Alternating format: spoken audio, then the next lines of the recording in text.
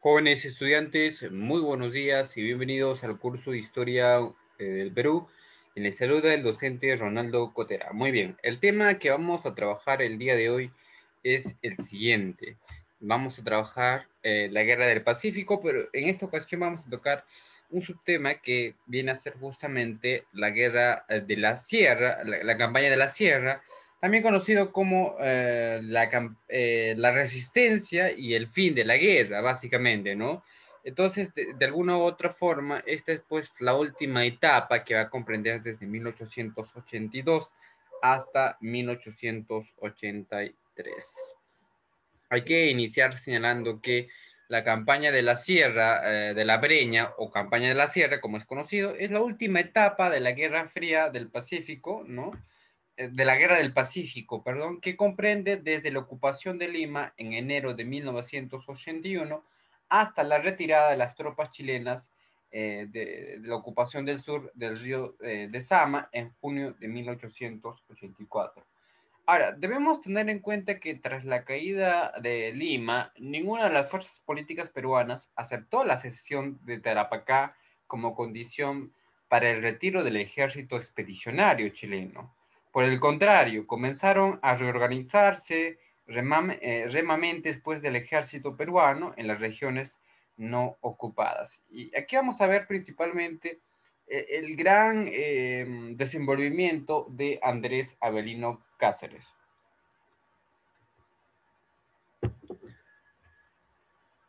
Ahora, alrededor de los núcleos de regulares se agruparon justamente numerosos campesinos e indígenas mal armados y sin instrucción militar, pero que defendían sus tierras, su sustento y a sus familias contra los abusos por parte de las tropas de ocupación.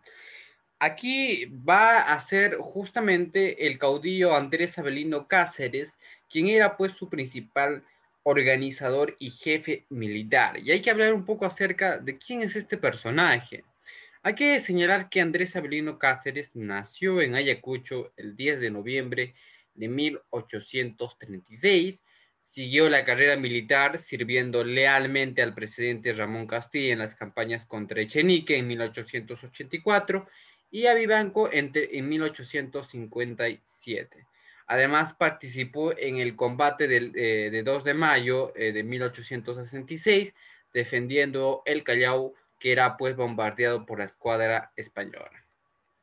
Lideró además como general del ejército peruano la resistencia en la Sierra Central contra la ocupación de la guerra durante la Guerra del Pacífico, ¿no? Entre 1879 a 1883.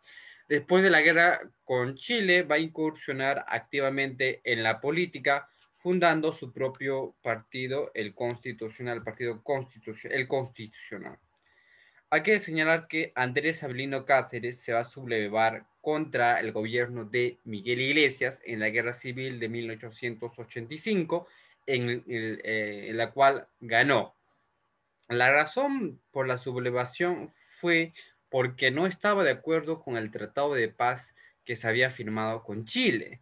El año siguiente va a ser elegido presidente constitucional del Perú, cargo que va a ostentar hasta 1890, ¿no? Y fue 2 veces presidente del siglo, en el siglo XIX, 1894, fue elegido en un proceso muy discutido y fue derrotado en una nueva guerra civil por el caudillo Nicolás de Piérola.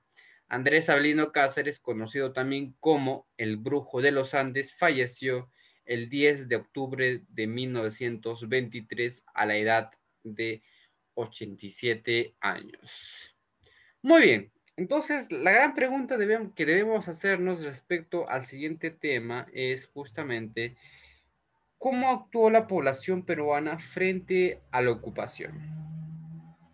Hay que iniciar señalando que la decisión peruana de resistir a la invasión chilena estuvo basada, entre otras cosas, en la necesidad de conservar un territorio crucial, económica, política para el país.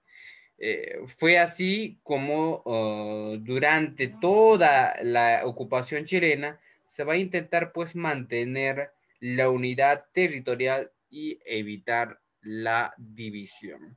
Cosa que pues había sucedido muy recurrentemente en algunos periodos anteriores, ¿no? Y precisamente posteriores a este hecho se van a dar justamente dos campañas, la campaña de la Breña y la campaña del norte.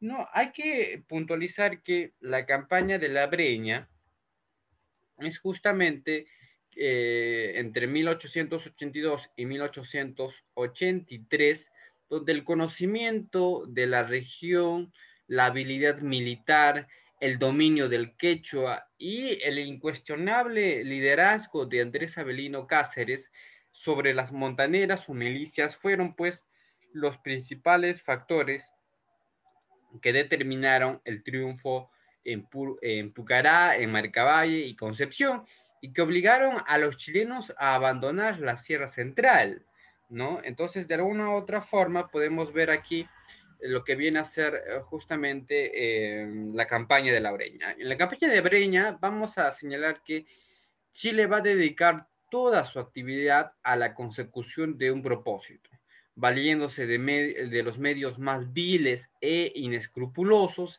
y para mayor desdicha encontró pues compatriotas nuestros que, inspirándose más en sus ambiciones personales que en las supremas conveniencias de la patria, tornándose en eficaces colaboradores del invasor. Si nos, si nos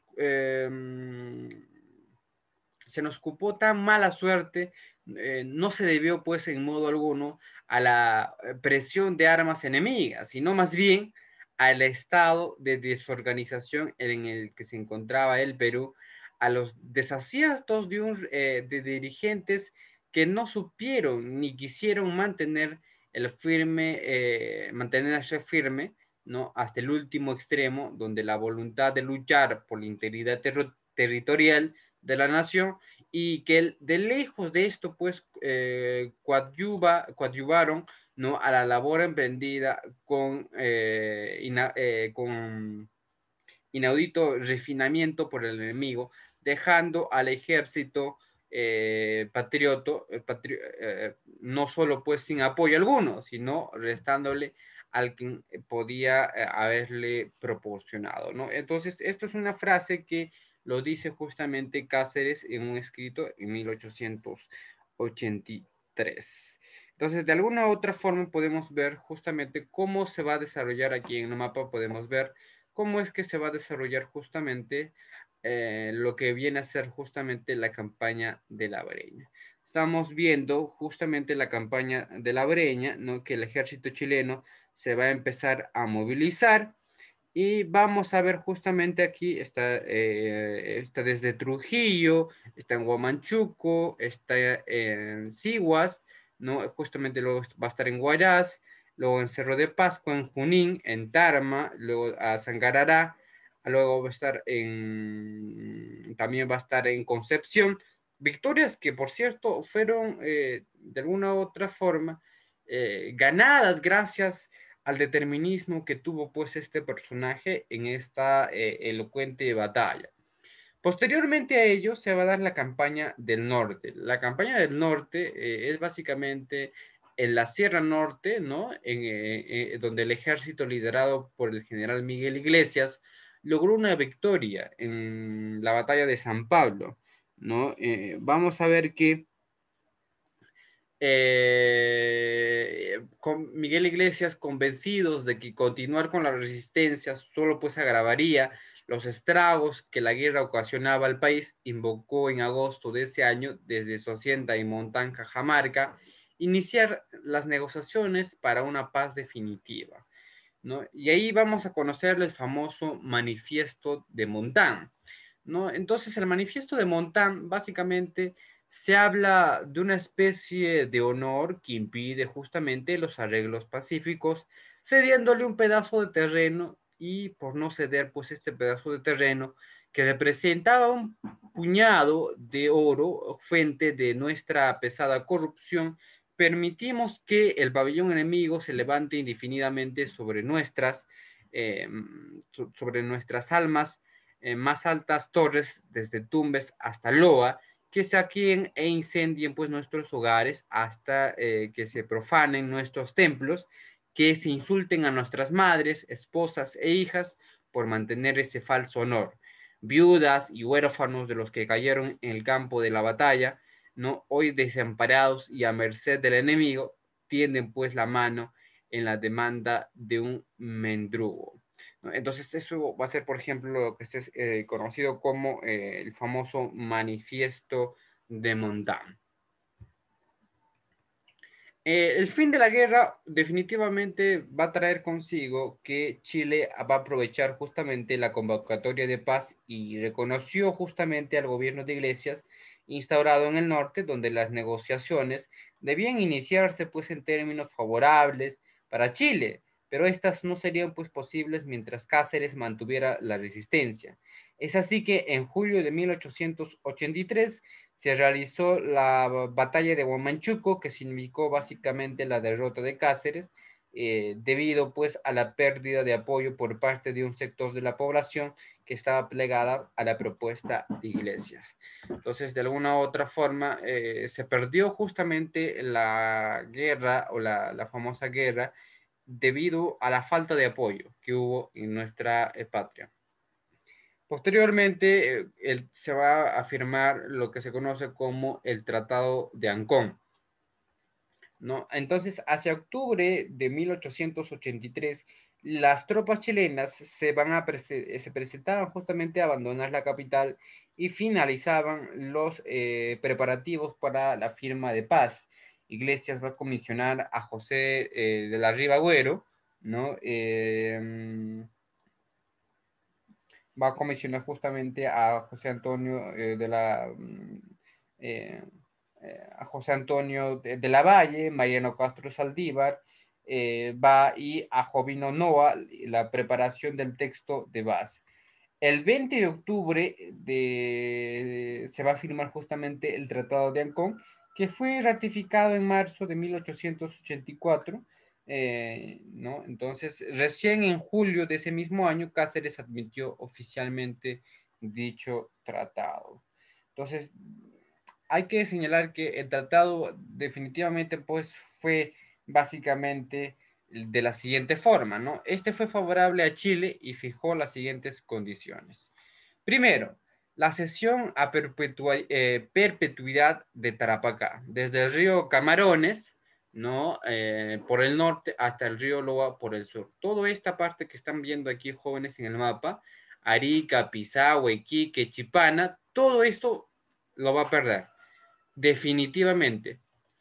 La retención de 10 años de Tacna y Arica, ¿no? Lo que continuaría pues en posición de Chile. Finalizado este plazo, se decidiría pues mediante un plebiscito si estas provincias quedaban en poder de Chile o se reintegraban del Perú, caso que nosotros lo conocemos, que recuperamos a través de un plebiscito en 1929, Tacna, y Arica hasta el día de hoy ya no lo hemos podido recuperar.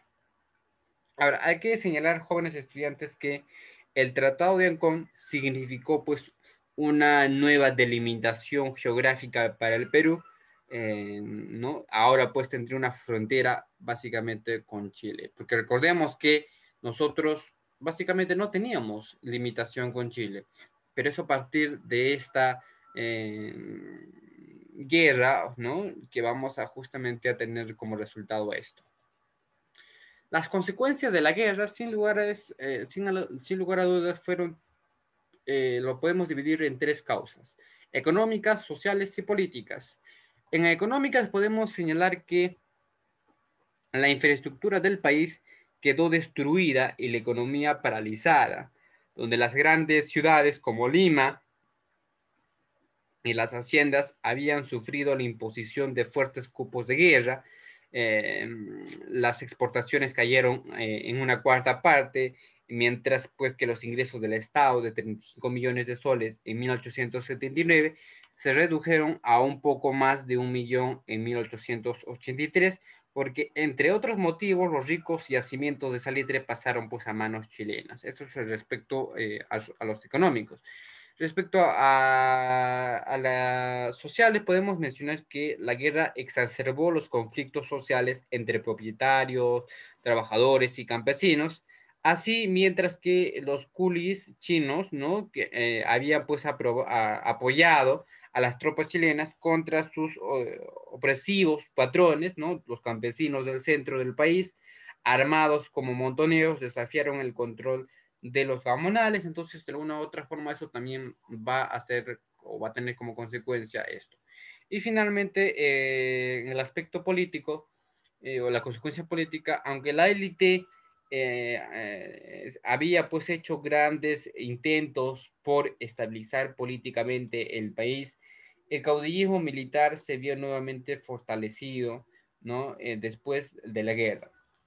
Ahora, sin embargo, los estragos más indelebles de la guerra fueron de orden psicológico.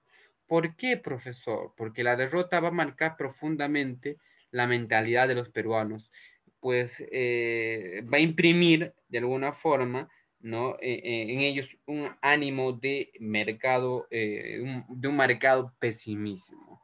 Entonces, de esa forma nosotros podemos señalar que va a terminar justamente la famosa Guerra del Pacífico. Hasta aquí, jóvenes estudiantes, la clase del día de hoy. Espero que les haya gustado.